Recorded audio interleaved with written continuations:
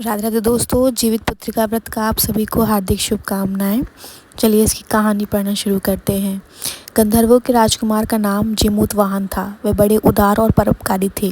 जिमूतवाहन के पिता ने वृद्धावस्था में ही वनप्रस्थ आश्रम में जाते समय इनको राज सिंहासन पर बैठाया, किंतु इनका मन पूजा पाठ में नहीं लगता था। वह राज्य का भार अपने भाइयों पर छोड़कर स्वयं वन में पिता की सेवा करने के लिए चले गए। वन में ही जिमूतवाहन को मलयवती नामक राजकन्या से भेंट हुई और दोनों में प्रेम हो गया। एक दिन जब वन में भ्रमण करते हुए जिमूतवाहन काफ़ी आगे चले गए, तब उन्हें एक वृद्धा विलाप करते हुए दिखी।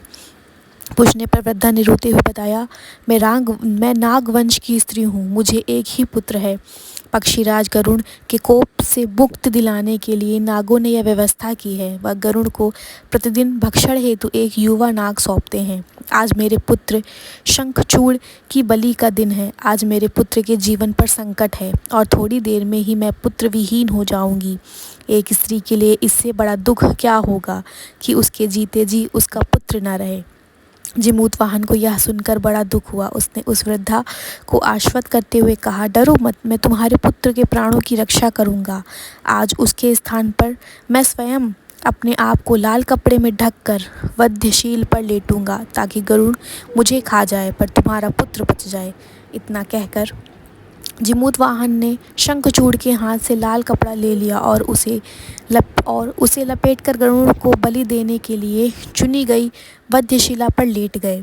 नियत समय पर गरुड़ बड़े वेग से आए और वे अपने लाल कपड़े में ढके जिमूतवाहन को पंजे में दबाकर पहाड़ के शिखर पर जाकर बैठा दिया। गरुड़ ने अपनी कठोर चोंच का प्रहार किया और जिमूतवाहन के शरीर से मांस का एक बड़ा टुकड़ा नोच लिया। इसकी पीड़ा से जिमूतवाहन की आंखों में आंसू बह निकले और वह दर्द से कराहने लगा। अपने पंजे में जकड़े प्राणी की आंखों में से आंसू और मुंह में कराह सुनकर गरुड़ बड़े आश्चर्य में पड़ गए, क्योंकि ऐसा पहले कभी न हुआ था। उन्होंने जिमूतवाहन से उसका परिचय पूछा। जिमूतवाहन ने सारा किस्सा कह सुनाया कि कैसे एक स्त्री के पुत्र की रक्षा के लिए वह अपने प्राण देने आए हैं। आप मुझे खाकर भूख शांत करें। गरुड़ की बहादुरी और दूसरों की प्राण रक्षा के लिए स्वयं का बलिदान देने की हिम्मत से बहुत प्रभावित हुए। उन्हें स्वयं पर पछतावा होने लगा। वह सोचने लगे कि यह मनुष्य है जो दूसरे के पुत्र की रक्षा के लिए स्वयं की बलि दे रहा है, और मैं हूँ जो देवों के संरक्षण में हूँ किंतु दूसरों की संतान की बलि ले रहा हूँ। उन्होंने जिमूतवाहन को मुक्त कर दिया। गरुड़ ने कहा, हे उत्तम मनुष्य, मैं तुम्हारी भावना और त्याग से प्रसन्न हूँ। मैंने तुम्हें तुम्हारे शरीर पर जो घाव किए हैं उसे ठीक कर देता हूँ। तुम अपनी प्रसन्नता के लिए मुझसे कोई वरदान मांग लो।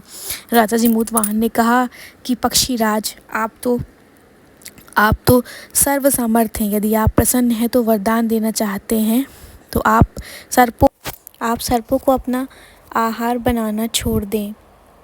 आपने अब तक जितने भी सर्पों के प्राण लिए हैं उन्हें जीवन दान दें। गरुड़ ने सबको जीवन दान दे दिया और नागों की बलि न लेने का वरदान भी दिया। इस प्रकार जिमूतवाहन के साहस से नाग जाति की रक्षा हुई। गरुड़ ने कहा, तुम्हारी जैसी इच्छा वैसा ही होगा हे राजा। जो स्त्री तुम्हारे इस बलिदान की कथा सुनेगी और विधि पूर्वक व्रत का पालन करेगी, उसकी संतान मृत्यु के मुख से भी निकल जाएगी। तब से ही पुत्र की रक्षा हेतु जिमूतवाहन की पूजा की प्रथा शुरू हो गई। यह कथा कैलाश पर्वत पर भगवान शंकर ने माता पार्वती को सुनाई थी। दूसरी कथा है चील और सियारन की कथा। एक जंगल में एक चील और एक सियारन बहुत अच्छी सहेलियां थीं। एक दिन उन्होंने महिलाओं को जितिया व्रत करते देखा और उन्हें भी यह व्रत करने का संकल्प लिया। व्रत के दौरान सियारन को भूख लग गई और उसने चोरी छुपे भोजन कर लिया, जिससे उसका व्रत टूट गया। चील ने पूरे नियम और भक्ति भाव से व्रत का पालन किया। अगले जन्म में दोनों सहेलियां ब्राह्मण परिवार में बहनें बनकर जन्मी। चील बड़ी बहन शीलवती और सियारन छोटी बहन कपूरावती थी। भगवान जिमूतवाहन के आशीर्वाद से शीलवती के 7 पुत्र हुए, जो स्वस्थ और दीर्घायु हुए। लेकिन कपूरावती के सभी बच्चे जन्म लेते ही मर जाते थे।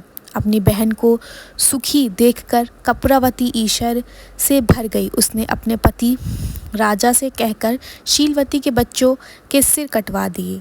जब शीलवती अपने के सभी 7 पुत्रों के सिर कटकर पिटारी में आए तो वह बेशकीमती रत्तों में बदल गए और सभी बच्चे जीवित होकर अपनी माँ के पास लौट आए। तब कपूरावती को अपनी गलती का एहसास हुआ और उसने भी जितिया व्रत किया। इससे उसके भी संतान सुख और बच्चों की लंबी उम्र का आशीर्वाद मिला। इस प्रकार कथा समाप्त हुई।